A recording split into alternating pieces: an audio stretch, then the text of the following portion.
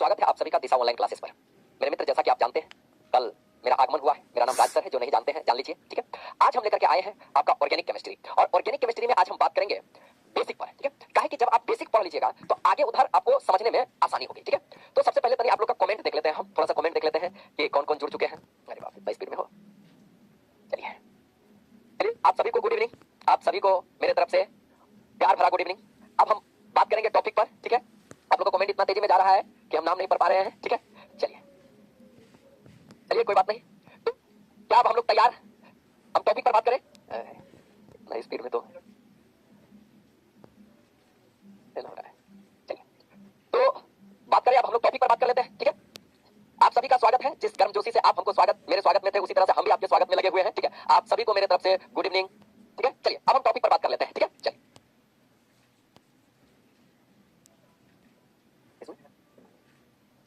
लेते हैं।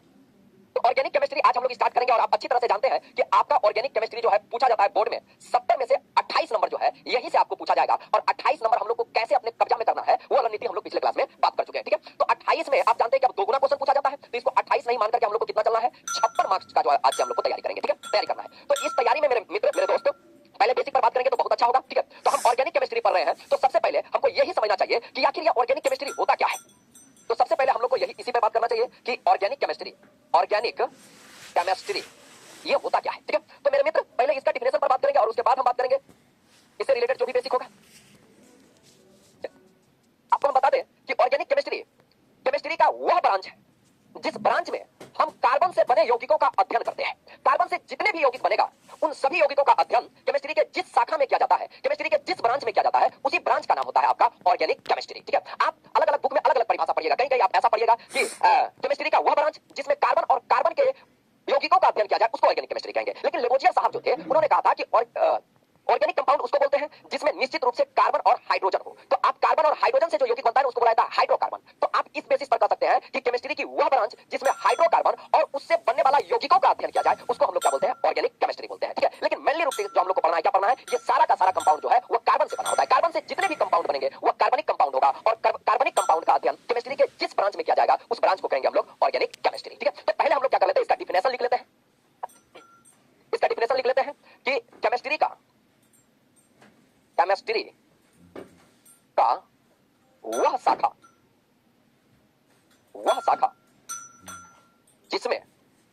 जिसमें हम कार्बन के, केमिस्ट्री की वह शाखा जिसमें हम कार्बन के यौगिकों का अध्ययन करते हैं, कार्बन के यौगिकों का अध्ययन करते हैं ऑर्गेनिक केमिस्ट्री कहलाता है। ऑर्गेनिक केमिस्ट्री कहलाता है। क्या कहलाता है हम लोग का, ऑर्गेनिक केमिस्ट्री कहलाता है जिसमें कार्बन और कार्बन से जो होता है बने हुए यौगिकों का अध्ययन। एग्जांपल में हो जाएगा हम लोग का हाइड्रोकार्बन। क्या हो जाएगा, हाइड्रोकार्बन। आप पहले से एक बार पढ़ चुके हैं, आप जानते हैं कि आपका क्रेश कोर्स है तो इसको थोड़ा सा स्पीड में खींचना होता है, ठीक है। हाइड्रोकार्बन और हाइड्रोकार्बन के यौगिक, हाइड्रोकार्बन के यौगिक या हाइड्रोकार्बन से बने यौगिक का अध्ययन हम लोग केमिस्ट्री के जिस ब्रांच में करते हैं उसको कहा जाता है ऑर्गेनिक केमिस्ट्री, ठीक है। ये तो छोटा सा बात था, ये बात आपसे पूछा नहीं। हेलो, हाँ नमस्ते बच्चों। मैं आप लोग के कमेंट्स को देख रहा हूँ। आप लोग कह रहे हैं गुरुदेव है ना कि थोड़ा सा महत्वपूर्ण चीजों को ध्यान दीजिए, इतना बेसिक नहीं। तो बच्चों ये बेसिक ठीक चल रहा है और कलर चेंज कीजिए सर। ये जो है ना जैसे एक ही कलर से हो रहा है तो इसको जो है ना ये वाला कलर से कुछ पार्ट लिखिए, है ना, जैसे कि यहाँ वाला से ये पार्ट इस कलर से लिख दीजिए, है ना, और फिर दूसरा पार्ट से लिखिए ना। बच्चों प्लीज एक बार कमेंट बॉक्स में आप लोग बताइएगा कि जितना बेसिक चल रहा है, अगर ये बेसिक बच्चों जो बेसिक चल रहा है, जो बेसिक हमारा चल रहा है, अगर ये ठीक है तो एक क्लिक करें। नहीं सर थोड़ा थोड़ा थोड़ा थोड़ा आगे बढ़ के पढ़ाइए तो 2 क्लिक करें। एक ने बताइए जो बेसिक चल रहा है वो ठीक चल रहा है या थोड़ा सा आगे करके पढ़ाया जाए, इतना आप लोगों को पता है, जल्दी से। तो हिंदी में भी लिखिएगा। अच्छा हिंदी में क्यों नहीं लिखेंगे, बताओ जो बेसिक चल रहा है वो ठीक है या थोड़ा सा और आगे करके पढ़ाया जाए। ठीक चल रहा है गुरुदेव, कुछ आगे चल के, हाँ ठीक है। ये सर अभी इन लोगों का पेपर है ना तो हमें कोशिश करना है कि थोड़ा सा शॉर्ट में कर दीजिएगा ताकि पेपर हम समझ रहे हैं। तो लगभग सब बच्चा जो है ना कह रहा है कि हाँ ठीक है, ठीक है। तो जहाँ पर आपको लगे कि ये चीज आसानी से हो जाएगा समझा करके भी निकल जाइएगा, ताकि है ना समझ रहे ना एक पेपर है। चलिए हाँ, बाकी सर बहुत अच्छा हो रहा है, बस कलर वगैरह चेंज कर लीजिए पेन का, ठीक है बच्चों। सर को समझा दिया, इशू नहीं होगा, ठीक है। हम समझ रहे आप लोग जो कहना चाह रहे थे। हाँ ठीक है हो गया। हाँ बस 2 दिन बेसिक है बच्चों, थोड़ा सा सर को भी समझ लीजिए, पढ़ लीजिए, फिर वन शॉट हो जाएगा। ठीक है, पढ़ो आराम से, 1-2 दिन थोड़ा सा साथ दो, है ना।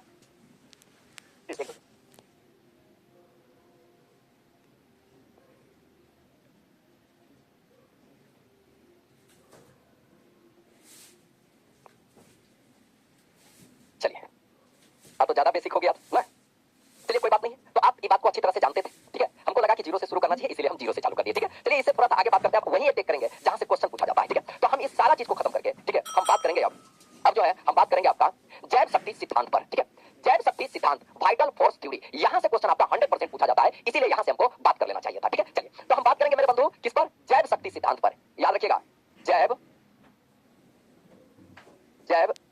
शक्ति सिद्धांत। अगर इसका इंग्लिश का बात किया जाए तो हो जाता है आपका वाइटल फोर्स थ्योरी। क्या हो जाएगा ये, वाइटल फोर्स थ्योरी। मेरे मित्र ये आपका जो है बहुत इंपॉर्टेंट है, इसीलिए इसको जो है देखना जरूरी है, ठीक है। हम मानते हैं कि वो क्वेश्चन पूछा नहीं जाता था, लेकिन हम फिर भी उस पर थोड़ा सा कोशिश किए कि चर्चा कर लिया जाए ताकि अच्छा रहे, ठीक है। चलिए थोड़ा सा बाबू हम बोले थे आप लोगों को कि थोड़ा सा कोऑपरेट करना पड़ेगा आप लोगों को, तो थोड़ा सा आपको कोऑपरेट करना पड़ेगा, क्योंकि अभी नए नए पढ़ा रहे हैं। अगर आप नहीं समझिएगा तो कौन समझेगा, ठीक है। इसीलिए थोड़ा लिखने में परेशानी होता है, थोड़ा कलर चेंज करने में परेशानी होता है, ये सब हमको आता नहीं है। जो हमें कमियां है उसको हम एक्सेप्ट कर रहे हैं, ठीक है। चलिए तब हम बात कर लेते हैं आपका वाइटल फोर्स थ्योरी पर, जो आपका जैव शक्ति सिद्धांत है। तो हम आपको बता दें कि जैव शक्ति सिद्धांत देने वाला वैज्ञानिक का नाम है बर्जीलियस, ठीक है। बर्जीलियस नामक एक वैज्ञानिक था जिन्होंने जैव शक्ति सिद्धांत दिया था, जिसके अनुसार उन्होंने कहा था कि जितनी भी ऑर्गेनिक कंपाउंड है ना, वह ऑर्गेनिक कंपाउंड बनाने का क्षमता केवल और केवल सजीवों में होता है, ठीक है। जितना भी ऑर्गेनिक कंपाउंड हो, चाहे वह एल्डिहाइड हो, चाहे वह एल्कोहल हो, चाहे वह फेट हो, किसी प्रकार का जो आपका ऑर्गेनिक कंपाउंड है, वह ऑर्गेनिक कंपाउंड बनाने की क्षमता केवल सजीवों में है, या सजीवों से ही उसको प्राप्त किया जा सकता है, ठीक है। और किसी अन्य माध्यम से ऑर्गेनिक कंपाउंड को तैयार नहीं किया जा सकता है, ऐसा कहे थे बर्जीलियस, ठीक है। इसके इसी कथन को जैव शक्ति सिद्धांत के नाम से जाना जाता है। क्या कहा था इन्होंने कहा था कि किसी भी ऑर्गेनिक कंपाउंड का निर्माण केवल और केवल सजीव कर सकता है, या सजीवों से यह निर्मित हो सकता है, ठीक है। इसको किसी अन्य निर्जीव पदार्थों से प्रयोगशाला में तैयार नहीं किया जा सकता है, ठीक है। इसी सिद्धांत को हम लोग केमिस्ट्री की दुनिया में जैव शक्ति सिद्धांत कहते हैं, और इस सिद्धांत का प्रतिपादन जो किया गया था वह किया गया था 1815 ईस्वी में, ठीक है। तो यहां से आपको क्वेश्चन केवल ये पूछा जाता है कि जैव शक्ति सिद्धांत किसने दिया था, तो जैव शक्ति सिद्धांत दिया था बर्जीलियस ने। किसने दिया था, बर्जीलियस। याद रखिएगा, जैव शक्ति सिद्धांत किसने दिया था, बर्जीलियस, ठीक है। तो इसी बात को हम थोड़ा लिख देते हैं, ठीक है। लिखते हैं कि बर्जीलियस नामक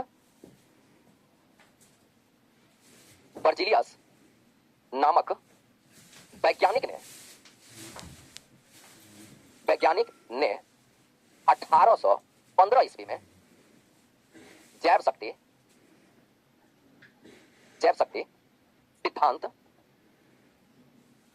सिद्धांत दिया था। बर्जीलियस नामक व्यक्ति ने इसको 1815 में दिया था, जिसके अनुसार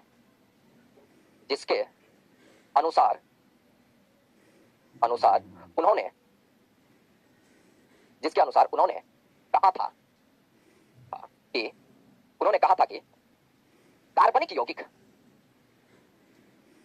कहा था कि कार्बनिक यौगिक केवल सजीवों द्वारा निर्मित हो सकता है, केवल सजीवों द्वारा निर्मित हो सकता है। अतः इसे किसी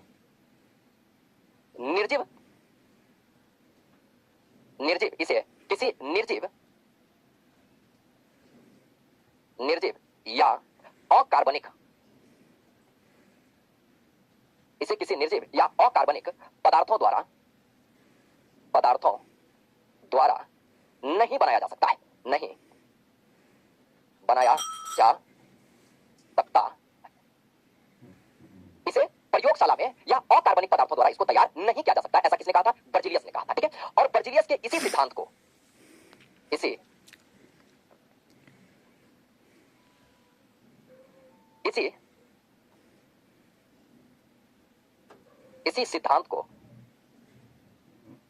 सिद्धांत को जैव शक्ति सिद्धांत कहते हैं, ठीक है। इसी सिद्धांत को क्या कहते हैं, जैव शक्ति सिद्धांत कहते हैं। चलिए आपको यहां तक समझ में आ गया हो तो हम यहां से आगे बढ़ जाएंगे, ठीक है। बताइए अगर आप लोग को यहां से समझ में आ गया हो तो आप लोग जल्दी से यस कीजिए, इससे हम लोग आगे बढ़ेंगे, ठीक है। बताइए यहां पर आपको जो आपका जैव शक्ति सिद्धांत है, वाइटल फोर्स थ्योरी है, इसमें किसी को कोई शिकवा शिकायत हो तो आप क्वेश्चन पूछ सकते हैं। अगर आपको कोई टेंशन नहीं हो तो आप लोग यस लिखिए।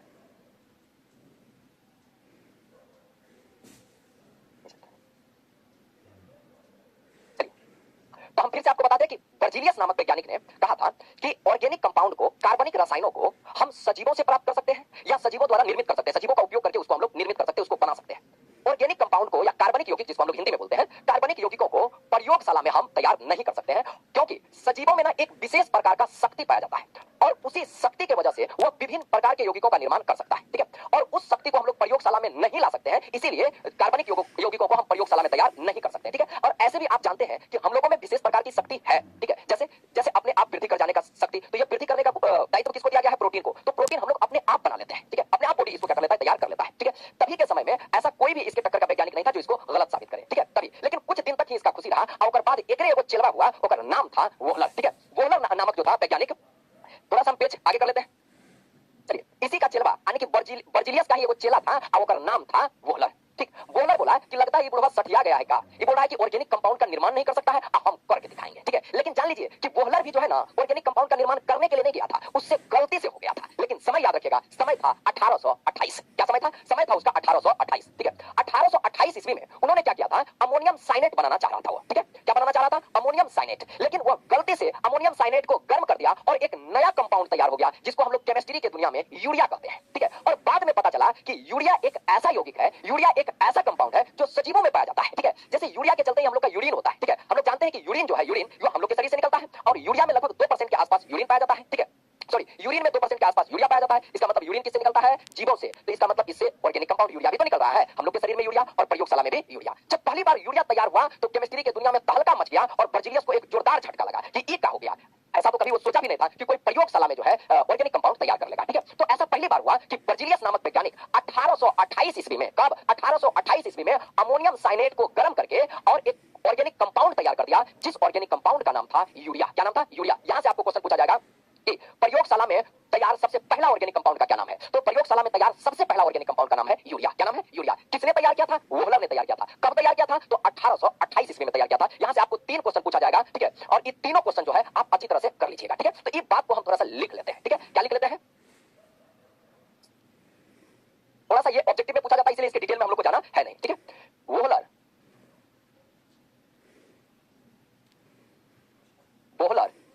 ने पहली बार प्रयोगशाला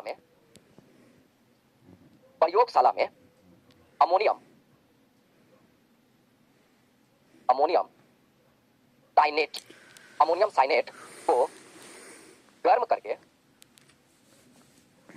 साइनेट को गर्म करके यूरिया, अमोनियम साइनेट को गर्म करके जो है, याद रखिएगा, यूरिया का फार्मूला भी हम लोग को याद रखना है, NH2CONH2, ठीक है।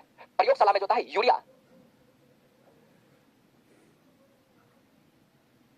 यूरिया नामक ऑर्गेनिक कंपाउंड तैयार किया। इन्होंने पहली बार क्या किया? अमोनियम साइनाइड को प्रयोगशाला में गर्म करके यूरिया नामक जो है ऑर्गेनिक कंपाउंड तैयार किया। अमोनियम साइनाइड जो था यह एक अकार्बनिक यौगिक था। कैसा यौगिक था? अकार्बनिक यौगिक, ठीक है। तो हम यहां पर लिख देते हैं आपका कि यहां पर लिख देते हैं NH4CNO, ये हो जाएगा हम लोग का अमोनियम साइनेट, ठीक है। इसको कर दिए हम गर्म, थोड़ा सा इसको क्या कर दिए? हीट कर दिए। जैसे एक हीट किए, यहाँ NH4 हो जाएगा। जैसे इसको हीट करेंगे तो एक नया यौगिक तैयार हो गया, NH2CONH2, ठीक है। इसी यौगिक का नाम है यूरिया। इसी यौगिक को हम लोग क्या बोलते हैं? इसी यौगिक को हम लोग बोलते हैं यूरिया, ठीक है। हम इधर लिख देते हैं यूरिया, ठीक है। इसी कंपाउंड को हम लोग यूरिया के नाम से जानते हैं, ठीक है। और ये बहुत इंपॉर्टेंट है, इसीलिए इसको हम लोग को याद करना पड़ेगा, याद रखना पड़ेगा कि किससे तैयार किए थे और कब तैयार किए थे, ठीक है। तो हम लोग तैयार किससे किए थे? अमोनियम साइनाइड को गर्म करके इसको तैयार किए थे, ठीक है। ओ हाँ, ठीक है सर, अच्छा ठीक है सर, हम मैनेज करते हैं। चलिए, तो ये तैयार हो गया। ये क्या था? ये था हम लोग का अकार्बनिक, यह अकार्बनिक। और ये क्या हो जाएगा हम लोग का? ये हो जाएगा हम लोग का कार्बनिक। तो अकार्बनिक से क्या तैयार हो गया? अकार्बनिक से तैयार हो गया कार्बनिक यौगिक। और ये हुआ था कब? पहली बार, ठीक है। तो ऐसा कब हुआ था? पहली बार। तो याद रखिएगा कि सबसे पहली बार वोहलर ने, वो थोड़ा सा लिखने में मिस्टेक हो गया है, वोहलर ने पहली बार प्रयोगशाला में, ठीक है, प्रयोगशाला में अमोनियम साइनेट को गर्म करके क्या तैयार किया? अमोनियम साइनेट को गर्म करके जो है सो कि अमोनियम साइनेट को गर्म करके यूरिया नामक जो होता है कार्बनिक यौगिक को तैयार किया, ठीक है। यूरिया नामक कार्बनिक यौगिक को तैयार किया, ठीक है। थोड़ा सा हम बोल रहे हैं बाबू, लिखने में थोड़ा सा परेशानी हो रहा है, ठीक है। लिखने में थोड़ा सा परेशानी हो रहा है हमको, थोड़ा हमको समय दीजिए, थोड़ा समय लगता है बाबू। उसके बाद हम कोशिश करेंगे कि आपको कोई दिक्कत नहीं हो। पहली बार हम पढ़ा रहे हैं प्लेटफॉर्म पर, तो आप समझ सकते हैं मेरा दुख तकलीफ को, ठीक है। चलिए, कोई टेंशन नहीं आप लोग को। तो यहाँ से जो भी क्वेश्चन को आप कर लीजिएगा तैयार, ठीक है। जैसे इन्होंने अपना क्या किया, जैसे इन्होंने अपना पूरा डायलॉग देकर के खत्म किया और बाद इसको पहला झटका मारा, जैसे इसका खोज हुआ तो लगा जैव शक्ति सिद्धांत को, जैव शक्ति सिद्धांत को पहला झटका लगा।